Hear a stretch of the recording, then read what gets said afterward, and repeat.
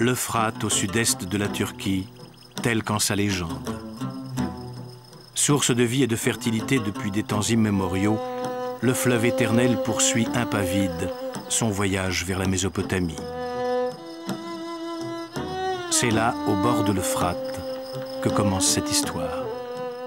En 323 avant Jésus-Christ, les généraux d'Alexandre se partagent son empire. Séleucos Ier fonde sa dynastie, celle des Séleucides, installe sa capitale, Antioche, et crée Zeugma, devenue sous l'occupation romaine une des principales cités de la Méditerranée. Les fouilles ponctuelles effectuées çà et là depuis 25 ans en avaient très vite donné la mesure. De grandes nécropoles surpeuplées, superbement décorées, témoignaient de la taille et du rang de cette ville, dont l'occupation s'étendit de sa fondation vers 300 avant Jésus-Christ jusqu'à l'arrivée des croisés au XIe siècle de notre ère.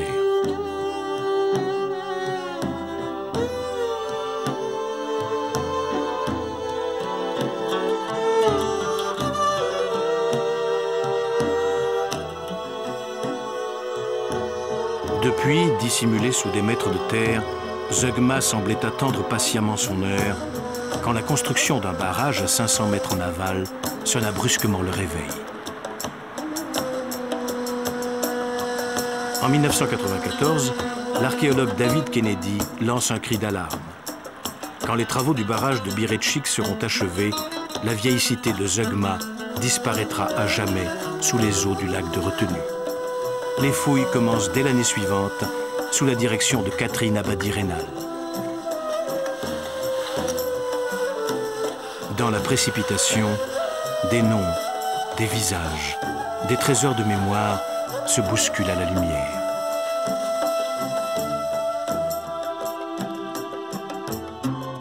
Comme des sauveteurs confrontés à une catastrophe imminente, les archéologues ne disposent que de 4 années pour leur porter secours.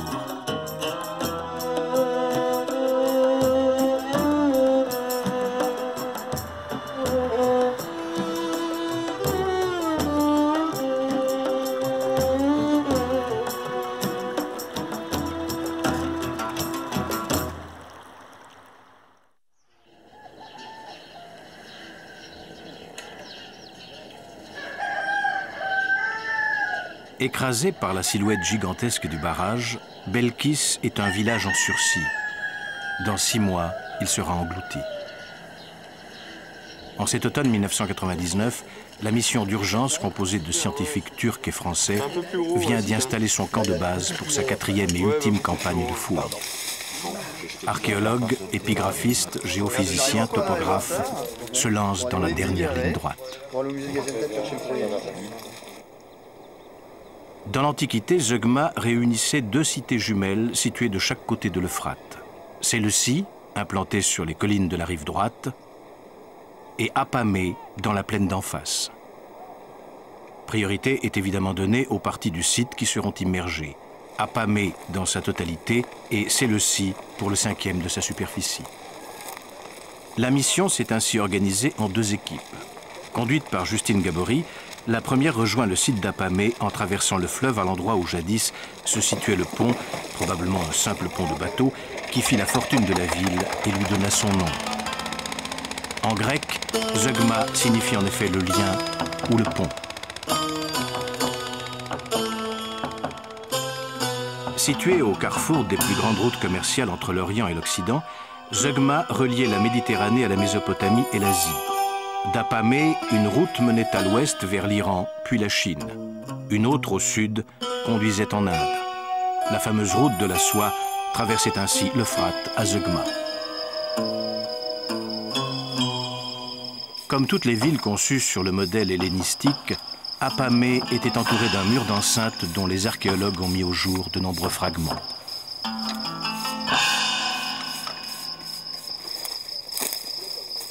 Témoignage du génie des Grecs, la perfection de ces murs, dont les blocs polygonaux s'ajustent parfaitement sans aucun mortier, est encore visible aujourd'hui.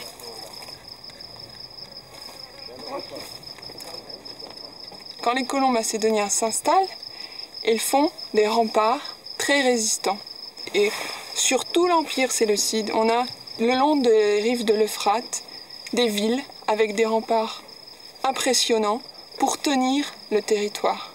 Ici, ils ont dû construire un mur d'autant plus puissant, d'autant plus résistant qu'ils étaient en plaine, c'est-à-dire une position faible. Et c'est pour ça que ces remparts doivent être très très soignés. Ils n'ont pas taillé droit parce que ça permet, si jamais il y a une attaque avec les catapultes, ça permet à la surface seulement d'éclater tout en laissant le mur debout. L'intérêt de ces fragments de remparts n'est pas seulement dans ce qu'ils nous apprennent des techniques antiques. Morceau par morceau, ce sont les contours de la ville qu'ils pourraient révéler. Pour Gérard Thébault, le topographe du site, il s'agit d'ouvrir l'œil en quête du moindre indice. Parfois, c'est juste un caillou qui attire son regard et nécessite une vérification immédiate.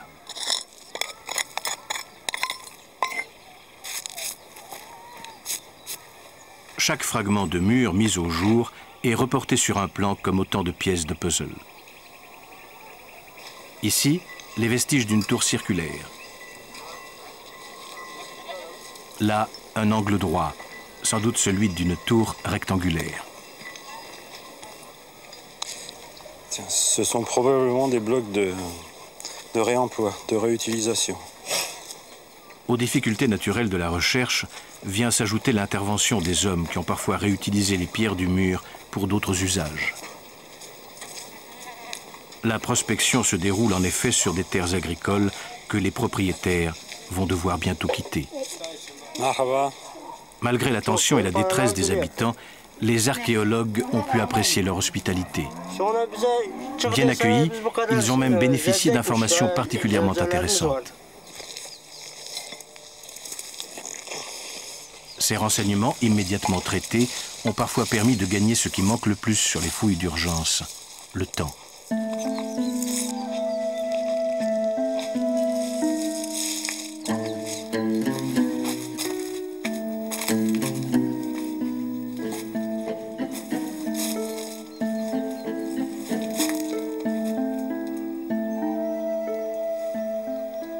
On est dans un puits moderne qui nous permet d'observer la face du rempart. Et c'est une chance pour nous, car il n'y a pas eu besoin de fouiller pour accéder à ça.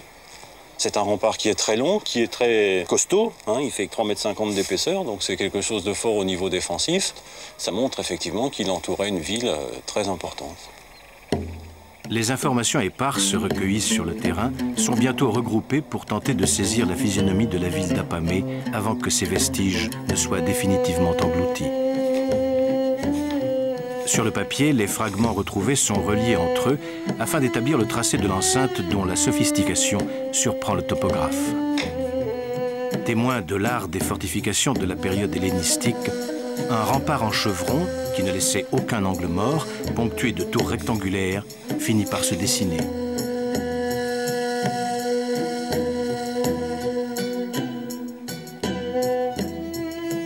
Apamée s'étendait ici sur 36 hectares, entourée de sa muraille, longue de plus de 3000 mètres. Mais qu'y avait-il à l'intérieur de ces murs? Pour le savoir, la mission a fait appel à deux géophysiciens, Albert Hess et Christophe Bénèche, qui vont mettre en œuvre une technique de prospection magnétique adaptée de la recherche pétrolière ou de minerais. Albert Hess est un pionnier de ces méthodes d'investigation archéologique. Le champ magnétique terrestre que nous connaissons tous parce que c'est lui qui oriente nos boussoles est susceptible d'être perturbé par des matériaux magnétiques qui sont dans le sous-sol et ces matériaux sont ceux qui constituent les vestiges archéologiques. Donc en faisant des mesures magnétiques à la surface du sol avec un appareil qui s'appelle le magnétomètre, on relève les perturbations provoquées sur le champ magnétique et grâce à cela, on identifie les vestiges qui sont présents dans le sous-sol. Christophe Bénèche effectue les mesures en progressant le plus régulièrement possible, un bip lui donne le rythme, le long d'une ligne matérialisée au sol par un ruban. Tous les cinquièmes de seconde, les deux capteurs enregistrent les variations du champ magnétique terrestre. Inlassablement, Christophe quadrille ainsi la zone à prospecter. Étonnant martien au curieux équipage.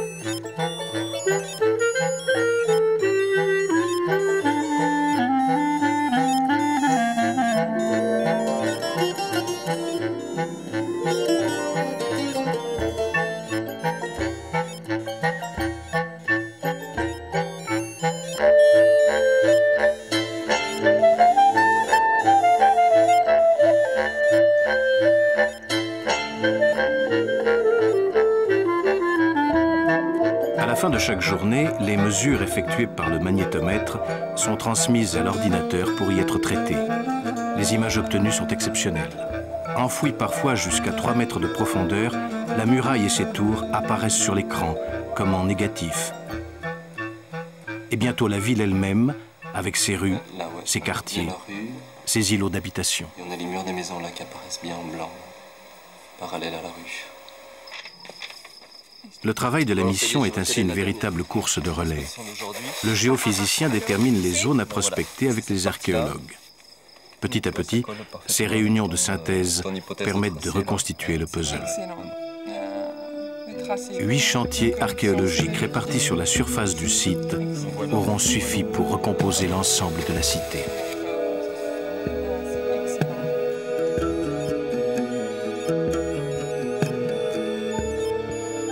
Avec ses îlots d'habitation identiques, ses rues tracées au cordon, son plan orthogonal régulier, Apamée correspond au modèle des cités hellénistiques du Proche-Orient.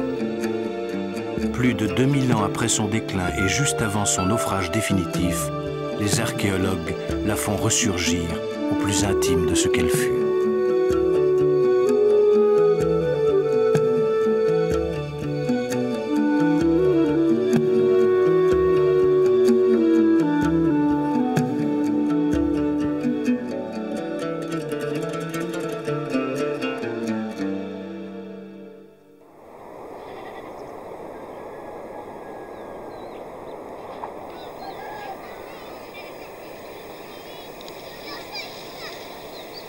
Après moins de 200 ans d'existence, Apamée connaît un brusque déclin lié aux caprices du fleuve et à la conquête de la rive gauche de l'Euphrate par l'Empire parthe.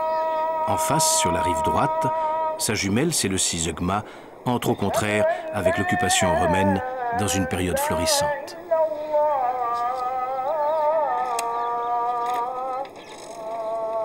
Sur la rive droite, à Séleucie Zeugma, une autre équipe d'archéologues travaille en parallèle à celle d'Apamée. La mise en eau du barrage est de plus en plus proche et la tension est grande.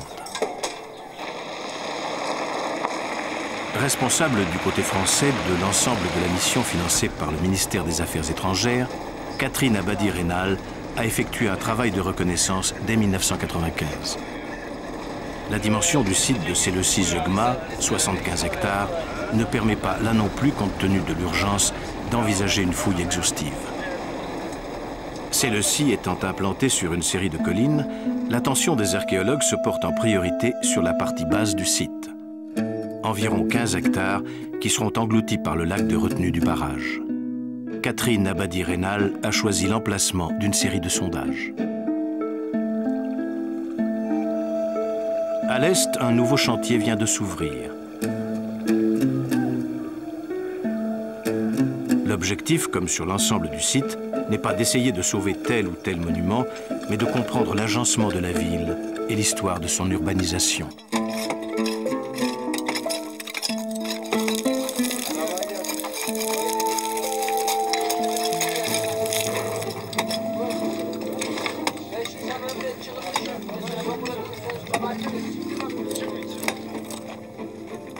Alain Desremeaux, responsable du chantier, se heurte aux mêmes difficultés que ses collègues. 316. Alors la pioche, et on voit ce qu'il y a dessous.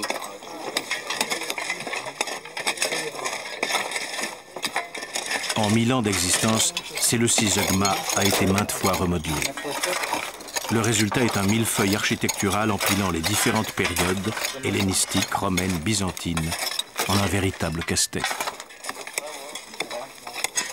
Les architectes de Zeugma, contraints par le relief à construire la ville sur une succession de terrasses, étaient confrontés à d'énormes problèmes d'érosion et de glissement de terrain provoqués par les pluies, rares mais torrentielles, qui s'abattent régulièrement sur la région.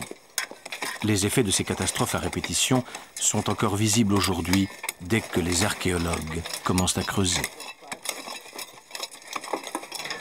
Normalement, il faudrait que j'enlève tout ça pour y comprendre quelque chose. Ça va être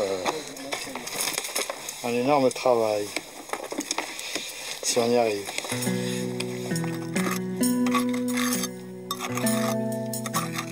Le moral de l'équipe remonte brusquement Quand au bout de quelques jours de fouilles, les archéologues découvrent ce qui pourrait devenir une des clés de l'énigme à laquelle ils sont confrontés.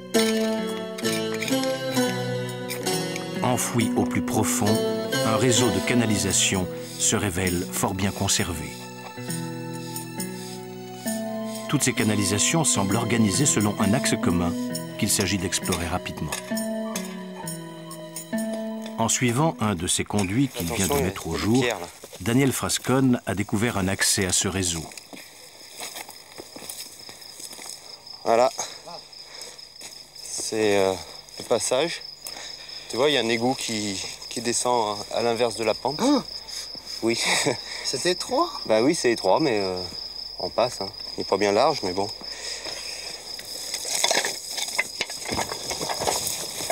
Vas-y, tire, Alain.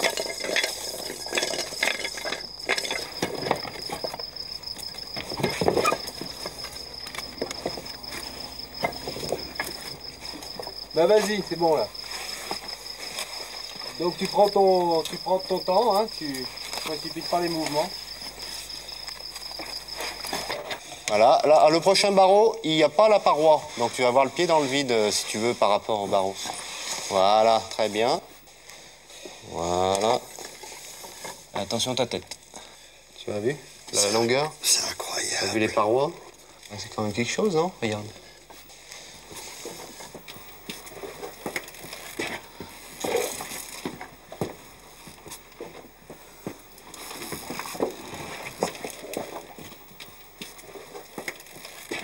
L'immense galerie souterraine s'enfonce perpendiculairement au fleuve.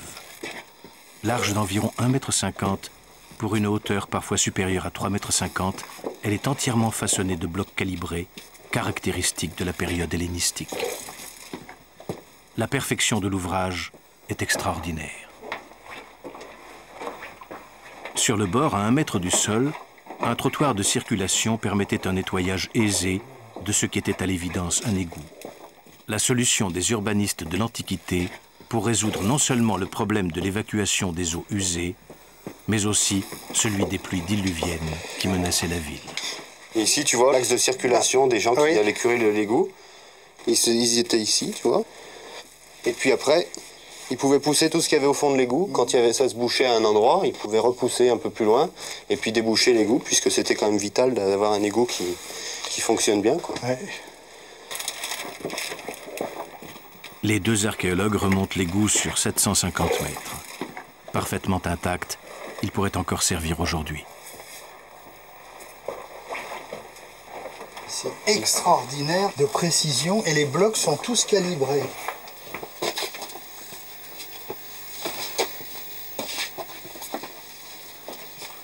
Au nom d'un chien, une voûte romaine. Ouais, une belle voûte. Très belle voûte. On voit que c'est romain au premier coup d'œil, d'abord parce que le mortier, c'est forcément romain. Il n'y en a pas avant. Avec les briques. Les briques en éventail, liées par du mortier, c'est l'invention de la voûte. Et c'est du mortier d'une solidité incroyable. Sa tenue. Il n'y a pas d'usure. De chaque côté de la galerie débouchent de nombreux caniveaux qui dessinent un réseau de canalisation serré correspondant à celui des rues, comme le reflet souterrain de la ville qu'il desservait avec une remarquable efficacité. Regarde ici. Alors celui-là, il est un peu éboulé, hein. Je t'en montrerai peut-être d'autres un peu mieux. Regarde, tu vois, un caniveau ici qui se jette dans l'égout. Magnifique. Pratiquement pas bouché. Et puis il va loin en plus. Oui, il vient de loin.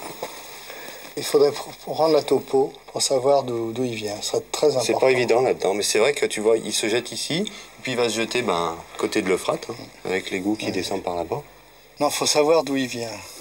Moi, ce qui me fascine, c'est que si on arrive à avoir le plan complet du grand égout et des égouts adjacents, on aura pratiquement le plan de la ville avec les quartiers d'habitation, les villas qui envoyaient leurs eaux dans ce réseau. C'est la ville à l'envers. La découverte du réseau d'égouts permet de franchir un grand pas dans la compréhension de la ville. Un nouveau chantier est ouvert au pied du Belkis Tepe. L'angle ici, le mur romain. À la suite du travail de l'érosion et de l'effondrement des terrains, 7 mètres d'accumulation recouvrent aujourd'hui l'ensemble du site.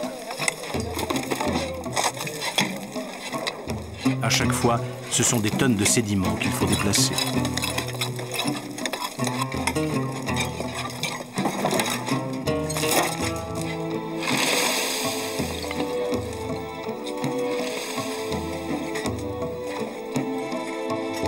Ce qui surgit bientôt au milieu des gravats révèle des édifices monumentaux.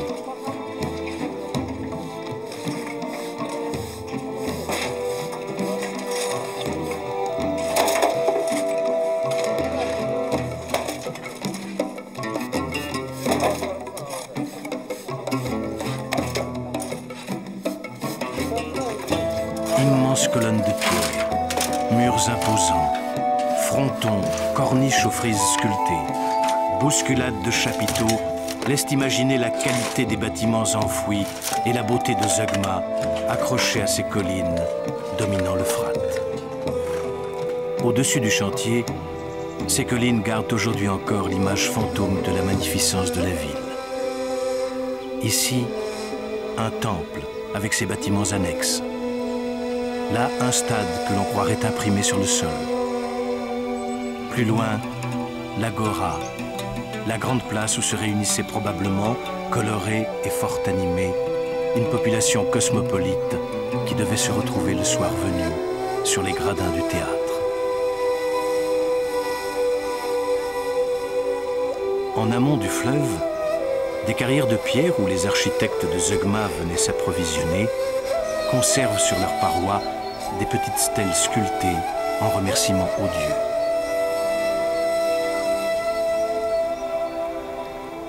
Les mêmes parois révèlent à différents endroits des cartouches de textes gravés en latin par les légionnaires romains qui travaillèrent ici.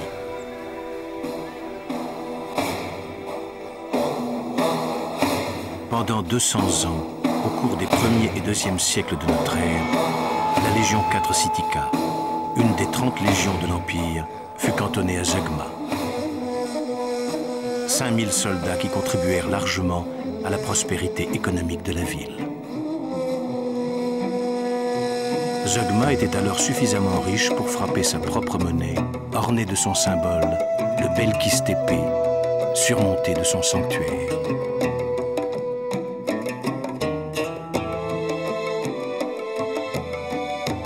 Ainsi devait apparaître Zeugma, florissante et bariolée, aux caravanes arrivant des confins de l'Orient.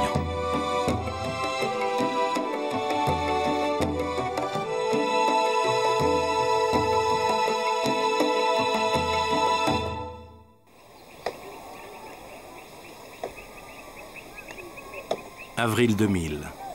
La construction du barrage est achevée. Dans un mois commencera la lente montée des eaux qui s'achèvera en octobre. À Belkis, les habitants du village ont attendu le dernier moment pour quitter les lieux. Avant de partir, ils démolissent eux-mêmes leur maison pour récupérer tout ce qui peut l'être.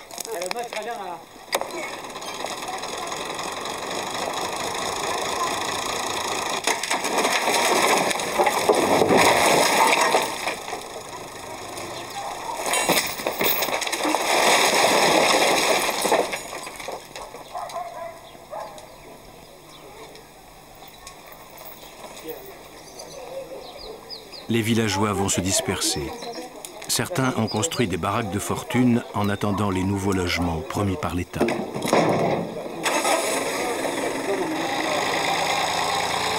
D'autres vont s'entasser chez des parents. Mais la plupart des 30 000 personnes que le barrage va déplacer iront grossir les banlieues des grandes villes, le plus souvent sans argent ni formation.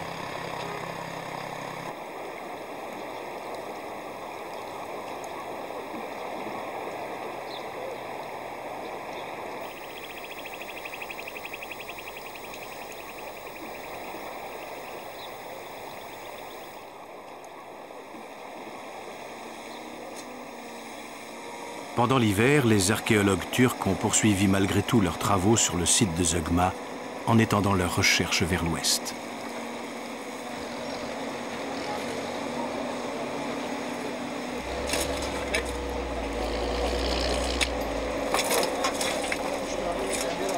Pierre le Riche, initiateur de la mission française à Zeugma, est venu retrouver l'équipe turque conduite par Hakkı Alan, directeur du musée archéologique de Gaziantep, de Mehmet Onal, responsable des fouilles, ainsi que du docteur Rifat Ergeç, un des premiers archéologues présents sur le site avec David Kennedy.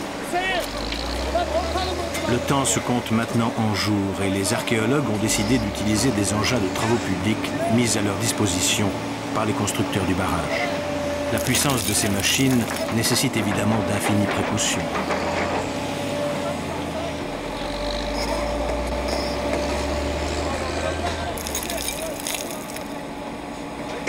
Prudemment, les derniers centimètres sont dégagés à la pelle et à la pioche. Le résultat est au-delà de toute espérance. Les archéologues dégagent les vestiges d'un ensemble architectural impressionnant par sa taille et son état de conservation.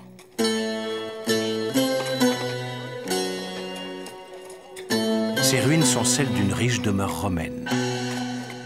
14 salles sont réparties sur 3 ailes. L'aile du centre, destinée aux pièces de réception, est légèrement surélevée. Mais les archéologues sont intrigués par un chaos de colonnes effondrées, des morceaux épars gisant les uns sur les autres. Un état des lieux est rapidement effectué avant de tenter d'en éclaircir le mystère. L'hypothèse d'un tremblement de terre est envisagée. Les archéologues se souviennent cependant des textes anciens qui racontent qu'en 252, Zeugma avait été victime d'un raid des Sassanides, une dynastie d'origine perse, principale rivale de l'Empire romain pour la reconquête de la Mésopotamie. La ville avait été alors mise à sac et incendiée. Les coupes archéologiques révèlent des indices précieux à ceux qui savent les lire. Dans cette maison, normalement, on devrait avoir des couches d'accumulation, peut-être de nettoyage, de recreusement, etc. Là, nous avons une masse indistincte et tout ceci a extrêmement chauffé. Là, c'est du bois qui s'est consumé lentement.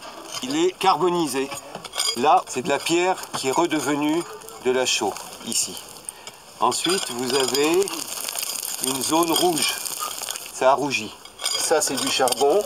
Et ça a permis, vous en avez partout. Vous voyez la couleur brune de tout ceci, ça vous indique qu'il y a de la cendre, il y a du charbon, il y a eu de l'incendie. Vous voyez, ici, vous avez une stratigraphie de catastrophe. Il y a quelque chose qui s'est passé, un grand écroulement, un grand incendie, et puis, bon, une accumulation qui s'est ensuite régularisée, et puis vous avez le collusionnement qui correspond à l'abandon.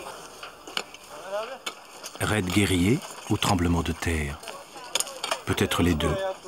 Les traces inscrites dans les parois semblent révéler la possibilité d'une coïncidence de ces deux événements dramatiques.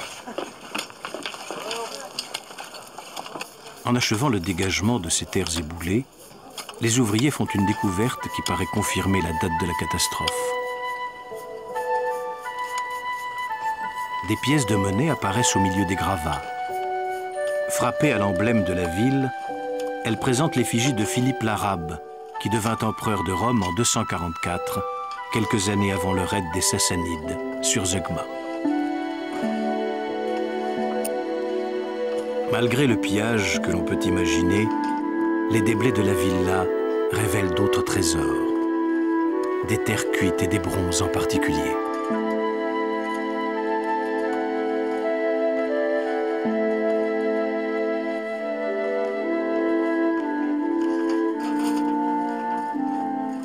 Ainsi cette statuette de Janus, le dieu aux deux visages.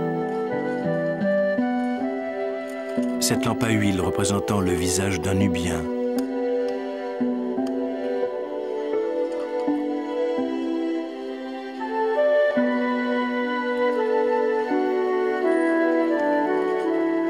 Ce bronze de Cupidon, le dieu de l'amour dans la mythologie romaine, les roses grecques.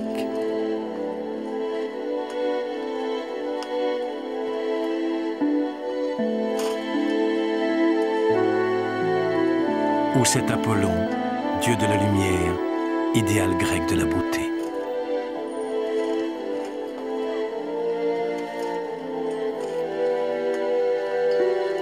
Autant de trésors rendus à la lumière, témoins de la prospérité et du raffinement de Zeugma et de ses habitants.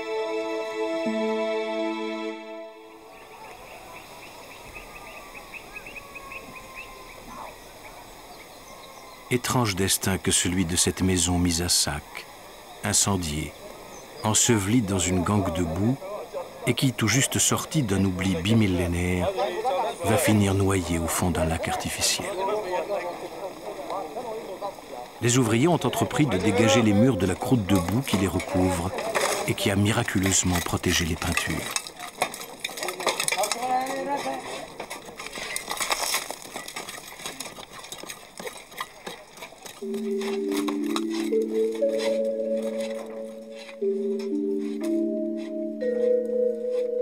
Les décors vont de simples frises aux motifs géométriques à des représentations plus élaborées, des oiseaux par exemple, jusqu'à de splendides panneaux dont certains imitent les revêtements en marbre, à l'image de ce que l'on peut trouver à Éphèse ou à Pompéi.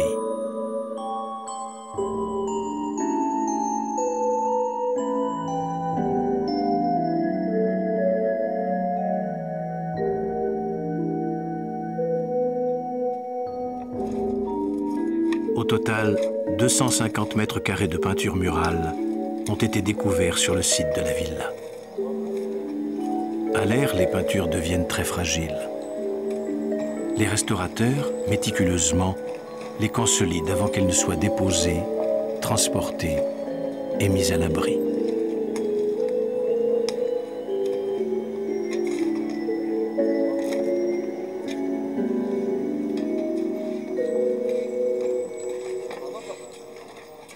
Catherine Abadi-Rénal, qui a découvert la villa, tente par tous les moyens d'en révéler l'histoire et les trésors.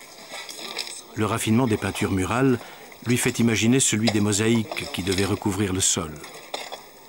Elle choisit de dégager en priorité le cœur de la villa. Le nymphée, la fontaine traditionnellement située dans la cour intérieure de la maison romaine, et le triclinium, c'est-à-dire la salle à manger. Espérant ne pas s'être trompée, elle donne rapidement ses instructions.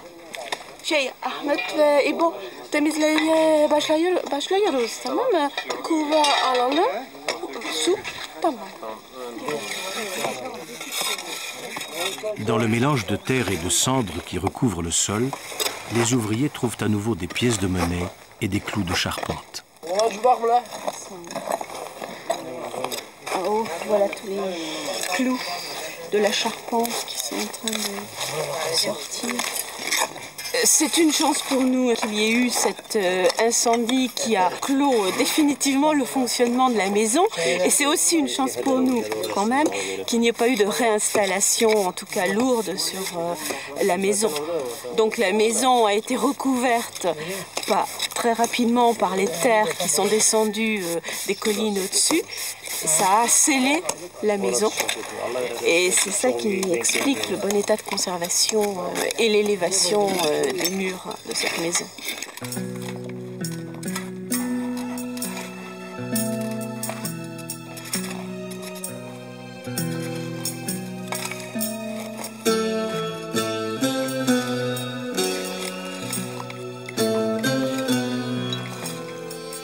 Le moment de la révélation arrive enfin, en commençant par les bords de la pièce.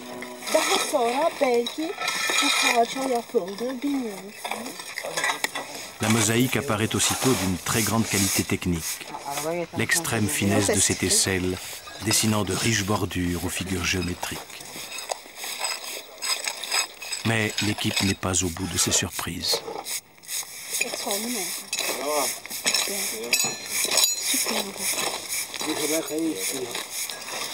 On a un panneau apparemment. C'est très étrange. Hein. Très étrange. Très bizarre. Ah, voilà une inscription qui sort. Oh, superbe. Superbe. C'est en grec. Eikaros.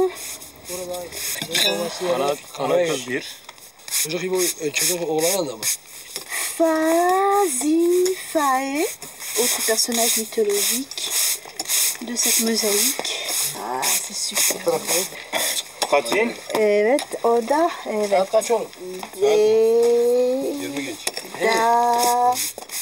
Dédalaos, le père d'Icare. Dédale, le père d'Icare. C'est une réunion de famille. Ah, c'est fantastique.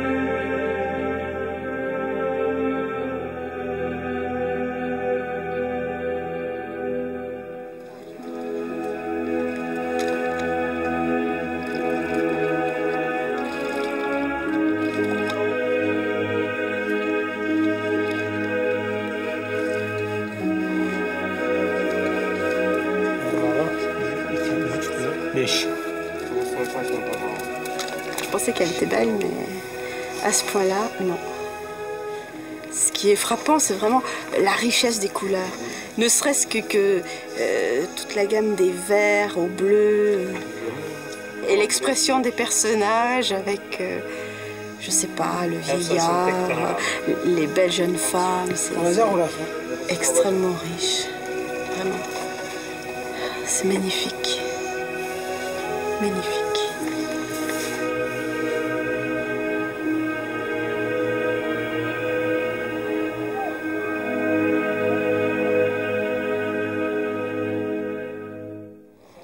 La découverte de cette mosaïque exceptionnelle a fait sensation dans toute la région. Et l'on se presse en particulier autour du panneau qui représente la légende de Pasiphae, à cause de sa beauté, mais aussi de sa signification. Les commentaires vont bon train. Pourquoi Dédale et Icare sont-ils représentés avec ces outils de menuisier?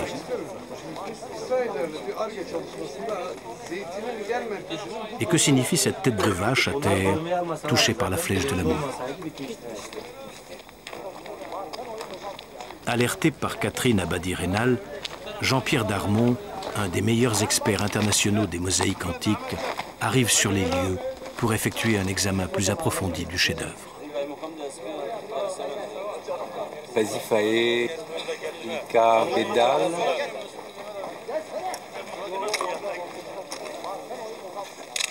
C'est une des plus originales et une des plus belles que j'ai jamais vues en matière de mosaïque de cette époque-là. C'est un chef-d'œuvre absolu. On est en présence d'un très grand peintre. C'est comme si vous me demandiez qu'est-ce qui fait qu'un tableau de Véronèse, c'est magnifique. Bon, c'est tout l'art de l'évocation visuelle. C'est la tradition illusionniste de la période hellénistique. Hein. Ça donne un tableau fabuleux. La décision ne se fait pas attendre. La mosaïque doit être mise à l'abri. Il faut d'abord la consolider pour éviter qu'elle ne se brise. Enduite d'une colle qui se diluera plus tard par la simple action de l'eau, elle est recouverte de larges bandes de gaz. La colle doit pénétrer profondément dans les interstices des tesselles.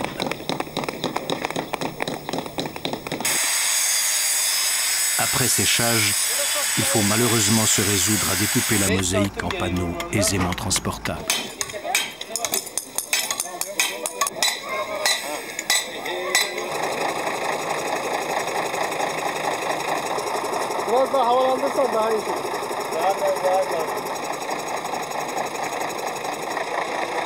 Avec des moyens limités, le chef-d'œuvre aura été sauvé in extremis du désastre.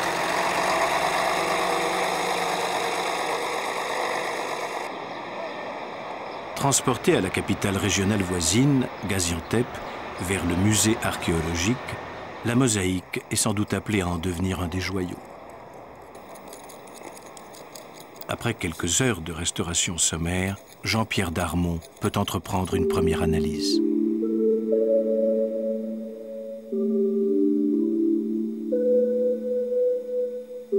C'est une mosaïque d'une qualité extraordinaire sur le plan de la réalisation, de l'art, mais en plus d'une très grande richesse iconographique.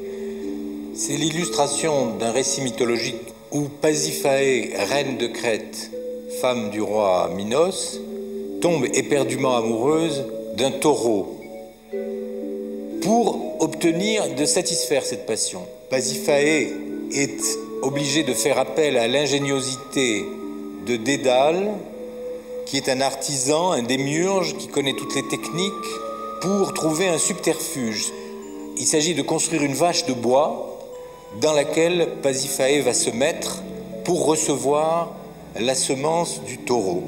Au pied de son trône, la tête de la vache de bois qui est touchée par l'amour avec sa flèche, c'est le signe même de cette passion dévorante que l'amour a inspiré à Pasiphaé. Dans son intelligence, Dédale avait prévu le résultat de cette union qui était la naissance d'un monstre. Et il a construit pour abriter le Minotaure un palais menaçant qu'on voit dans le lointain et qui est le labyrinthe. À examiner cette mosaïque très attentivement, il y a quelque chose qui frappe. C'est que, alors que les autres personnages sont nommés, il y en a un qui ne l'est pas. Quand on connaît le mythe, on sait qui est ce personnage. C'est la fille de Pasiphaé. C'est Ariane. Et Ariane, c'est celle qui va sauver Thésée en lui donnant le fil qui lui permettra de sortir vainqueur du labyrinthe après avoir tué le Minotaure. Et Ariane, c'est celle qui sera l'aimée de Dionysos. C'est donc en réalité le personnage principal de ce tableau qui est là. Et ce personnage relie ce tableau à l'iconographie et au programme iconographique de l'ensemble de la maison, où le thème de Dionysos est le thème dominant. Le second panneau de cette immense mosaïque qui recouvrait le sol du triclinium de la villa représente justement Dionysos sur son char, accompagné de la victoire. Dionysos, le dieu de la vigne, le Bacchus des Romains, mais aussi le dieu libérateur, celui qui transmet un savoir secret permettant aux initiés d'accéder à la connaissance et au salut. Commanditaire de l'œuvre, le propriétaire de la villa était sans doute un grand personnage, membre de l'élite cultivée qui prenait plaisir à ses échanges et à ses jeux érudits. Sur le chantier, grâce aux efforts des équipes françaises et turques, chaque pièce révèle un nouveau chef-d'œuvre. Un cortège de scènes mythologiques toutes liées, parfois par un détail, à la légende de Dionysos. Très élégant, regarde l'élégance du geste, donc c'est Antiope. C'est Antiope, oui. Antiope. Et Satyros. Satyros, voilà. Qui est évidemment Zeus, Zeus en satyre. Voilà. Zeus et Antiope, quoi. Tout à fait. Avec Galatée en bas. Galatée ici, sur la frontière. Ça, c'est délicat. Écoute, 1, 2, 3, 4, 5, 6, 7, 8, ça doit être la 9e ou la 10e. Elles seront une quinzaine en fait. Les archéologues peuvent jubiler. Au total, c'est quelques 1000 mètres carrés de mosaïques et de fresques murales qu'ils auront permis de sauver. Un trésor artistique inestimable, mais aussi une somme de connaissances de première importance pour l'histoire du Proche-Orient hellénistique et romain.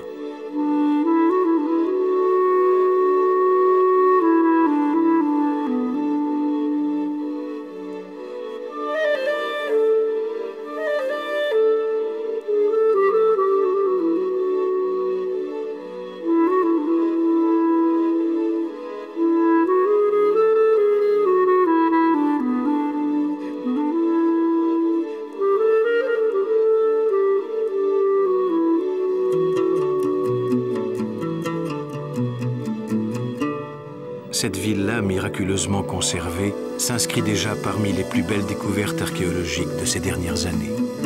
Arrachée à l'oubli, elle témoignera, quand tout aura disparu, de la richesse et du raffinement de Zeugma, la Pompéi du Moyen-Orient.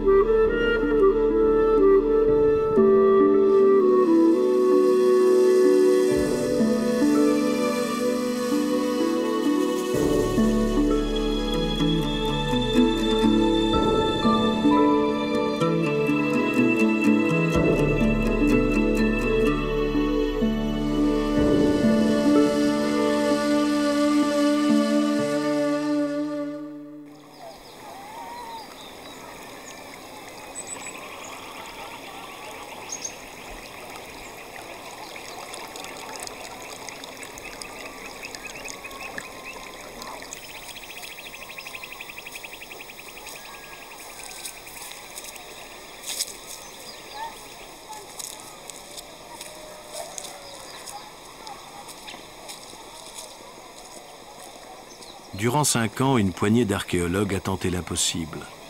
Sauver ce qui pouvait l'être en si peu de temps, avec la certitude que des pans entiers d'une mémoire universelle vont disparaître à jamais sous les eaux.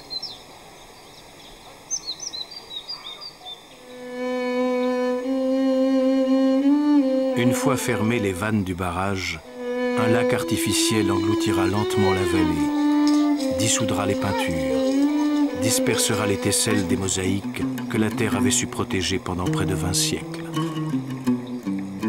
En quelques semaines, tout sera achevé.